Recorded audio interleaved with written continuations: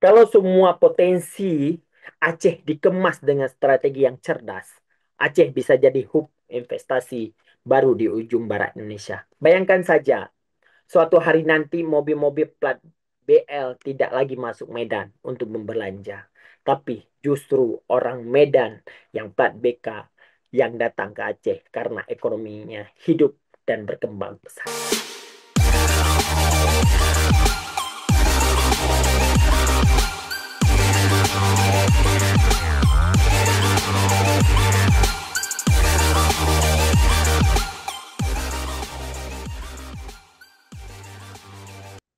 Assalamualaikum warahmatullahi wabarakatuh. Hai sahabat Sahas Kreatif. Berjumpa lagi ya dengan saya, Dedi. Ini ada background di belakang saya. Masih tentang BLBK, tapi ini lebih kepada eh, mengevaluasi tindakan daripada grup Sumatera Utara berbuah hasil, ya, berbuah eh, apa kerja nyata dari Gubernur Aceh. Ya, tapi Gubernur Aceh ini saya melihatnya tidak melakukan dengan agresif, ya, dengan frontal. Dia lebih pada soft, dia lebih pada mengelobi-lobi yang hal-hal yang memang menguntungkan Aceh dan juga menjaga image-nya Aceh, yaitu dengan tagline bahwa Aceh jangan bergantung lagi ke Medan atau Sumatera Utara. Ini menjadi warning juga bagi Sumatera Utara, di mana karena salah satu provinsi paling ujung Sumatera, ya, paling barat Sumatera itu sangat bergantung kepada Medan, ya. Semua industri ada di Medan, semua produksi banyak yang dilakukan di Medan. Jadi ini salah satu triknya atau salah satu strateginya Gubernur Aceh, yaitu Mualim, ya. Gara-gara plat mobil masuk ke Medan, plat mobil BK masuk Medan yang disweeping oleh eh, Gubernur Sumatera Utara beberapa bulan yang lalu, sehingga Aceh berburu investor asing untuk menanamkan atau juga mengapa namanya melobi-lobi investor-investor besar, ya. Kemarin baru-baru ini adalah Mualim atau Gubernur Aceh datang ke Cina, ya, ke salah satu forum besar yaitu forum bisnis yang dilakukan di Cina, ya. Mualim mempresentasikan potensi Aceh di Cina, ya. Salah satunya adalah dengan beberapa eh, lahan-lahan atau berapa sektor-sektor yang produktif yang bisa ditawarkan ke Cina. Salah satu adalah perikanan, ada pertanian, dan juga ada pertambangan yang ditawarkan oleh Mualim kepada investor-investor di Cina. Kenapa yang di Cina yang dipilih? Karena salah satu kekuatan ekonomi besar di dunia ini adalah sekarang ini dipegang oleh Cina. Ada juga Amerika dan juga Rusia. Tetapi Cina satu-satunya atau juga salah satunya dengan perekonomian yang stabil dan juga dengan perekonomian yang memang diperhitungkan di semua wilayah di di dunia ini. Jadi pekerjaan-pekerjaan yang strategis yang dilakukan atau misalnya investasi-investasi yang besar yang memang ditawarkan ke Cina seperti ke kawasan ekonomi khusus atau KEK Arun, ya, Lok Sumawe itu juga salah satu potensial, ya, untuk hilirisasi energi dan juga manufaktur yang ditawarkan ke Cina. Bukan hanya KEK Arun aja, juga adalah karena di eh, Cina ini menjadi salah satu negara yang punya modal besar dan juga pengalaman investasi di seluruh dunia, ya. Dan juga di Indonesia juga banyak memakai eh, permodalan-permodalan dari perusahaan Cina. Di Aceh juga sudah ada sebenarnya yang memang Cina menanamkan investasi besar, yaitu dengan PLTU yang ada di Nagan Raya. Ada PLTU 1, 2, 3, dan 4. Itu juga malah salah satu investasinya dari China. Makanya di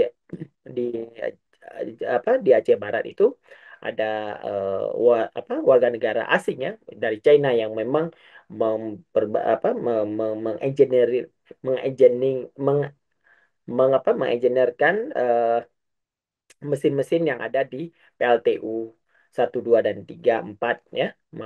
Semakin semakin hari semakin besar PLTU tersebut. Dan juga ada ke Arab Saudi ya. Ini yang ke Arab Saudi ini juga menjadi tantangan tersendiri ya bagi Mualim. Mualim juga melobi perusahaan-perusahaan di Timur Tengah ya. Ada dari Qatar, ada di Arab Saudi, ada dari United Emirates Arab ya. Ada juga dari beberapa negara-negara kawasan yaitu di beberapa sektor. Karena Arab Saudi ini adalah historisnya dengan Aceh adalah budaya Islamnya yang menjadi pintu masuk alami. Ada potensi-potensi besar dari sektor pariwisata halal, misalnya pendidikan Islam dan juga energi. Misalnya pembangunan kawasan wisata religi di Sabang, Aceh Besar dan juga menarik wisatawan Muslim dari Timur Tengah. Dan juga baru-baru ini juga Arab Saudi melalui kedutaan dan juga lembaga Lipia juga membuat eh, tempat pendidikan di Aceh dengan investasi 150 miliar. Ini adalah salah satu gebrakan juga untuk meningkatkan sumber daya manusia di bidang bahasa Arab. Kalau langkah ini berhasil, maka Aceh mengurangi ketergantungan ekonominya secara eh, pelan-pelan dengan Medan ya. Istilah disetir juga menjadi hal yang apa ya, yang lama yang kita dengarkan bahwa eh, menggambarkan dominasi ekonomi Sumatera Utara itu atau Medan atau Sumatera Utara terhadap Aceh ini sangat sangat besar ya.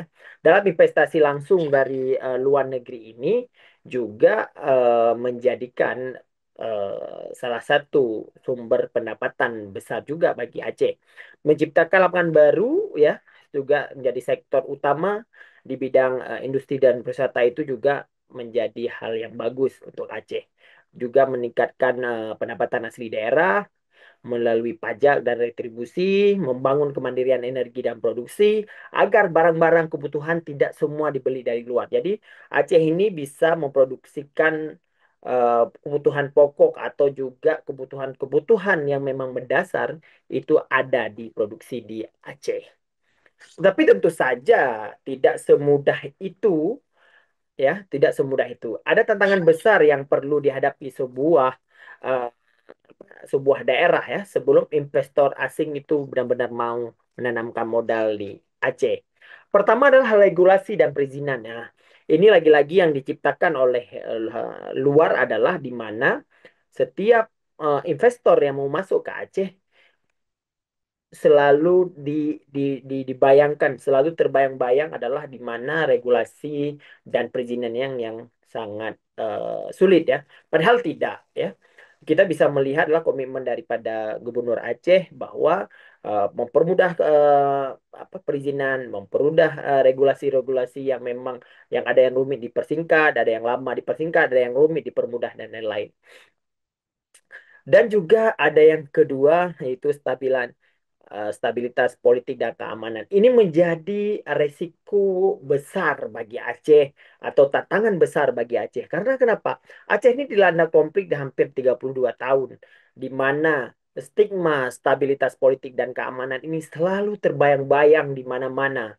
Ya, selalu asal ada investor, selalu ini yang dikedepankan, stabilitas politik dan keamanan. Yang kadang-kadang menjadi takut-takut investor masuk ke Aceh ya menjadikan dia sebagai tameng paling mendasar sebelum regulasi dan perizinan itu diurus adalah komitmen dari stabilitas politik dan keamanan. Yang ketiga adalah sumber daya manusia. Kita bisa mempungkiri karena lamanya penderitaan rakyat Aceh, lamanya perang di Aceh membuat sumber daya manusia di Aceh tertinggal dari daerah-daerah lain. Itu tidak bisa kita hindarkan. Kenapa? 32 tahun itu sangat lama untuk suatu daerah berkonflik ya. Makanya dari sektor ini juga akan diperkuat dengan beasiswa-beasiswa oleh pemerintah Aceh. Dan juga jangan lupa transparansi dan tata kelola. juga sangat penting. Investor akan ragu kalau mereka melihat potensi korupsi, birokrasi berbelit-belit, atau kepastian hukum yang lemah. Namun bukan berarti Aceh tidak mampu nih, ya. Aceh punya banyak keunggulan-keunggulan strategis yang bisa dijual di dunia. Letaknya dekat dengan pelayaran internasional. Selat Malaka ada, kita dekat. Sumber daya alam melimpah, ya, dari garis gas, sawit, kopi, perikanan, dan masyarakat punya etos kerja yang kuat. Kalau potensi ini dikemas secara strategis yang cerdas, Aceh bisa jadi hub investasi baru di ujung barat Indonesia. Bayangkan saja nih, ya, suatu hari nanti mobil-mobil plat BL tidak lagi masuk Medan untuk membelanja, tapi justru orang Medan yang datang ke Aceh karena ekonominya hidup dan berkembang pesat. Ya, jadi gara-gara plat mobil Aceh yang sering masuk ke Medan, akhirnya kita semua belajar sesuatu. Kemandirian ekonomi itu penting. Bukan berarti menutup diri, tapi membangun kekuatan sendiri Aceh agar tidak selamanya bergantung kepada daerah lain. Lobby investasi ke Arab dan Cina hanya langkah awal yang paling penting dalam bagaimana Aceh menyiapkan diri dengan regulasi yang jelas, SDM-nya siap, visi pembangunannya berpihak pada rakyat. Ya, itulah eh, apa harapan ya, harapan Aceh, harapan masyarakat Aceh untuk pemimpinan daripada Mualim Devat bahwa Aceh ini siap ya. SDM kita sudah siap ya. Biarpun tertinggal tidak tertinggal jauh. SDM kita sudah siap, peluang-peluangnya siap, semua siap. Tinggal bahwa semua yang kita lakukan sekarang adalah demi mensejahterakan rakyat Aceh, demi mensejahterakan penduduk-penduduk Aceh, mensejahterakan yang patut disejahterakan. Tidak ada pensejahterakan per kelompok karena ini adalah mengatasnamakan satu wilayah yaitu Aceh yang untuk kemakmurannya dijaga. Karena Aceh ini melimpah dengan hasil-hasil alamnya, dengan hasil-hasil dengan keindahan alam, dengan hasil alam, dengan juga melimpah dengan sumber daya yang ada. Itulah topik kita malam hari ini ya. Semoga bermanfaat. Banyak membaca literasi yang memang menghubungkan antara satu topik dengan topik yang lain. Saya tutup. Wabillahi taufiq wal hidayah. Assalamualaikum warahmatullahi wabarakatuh.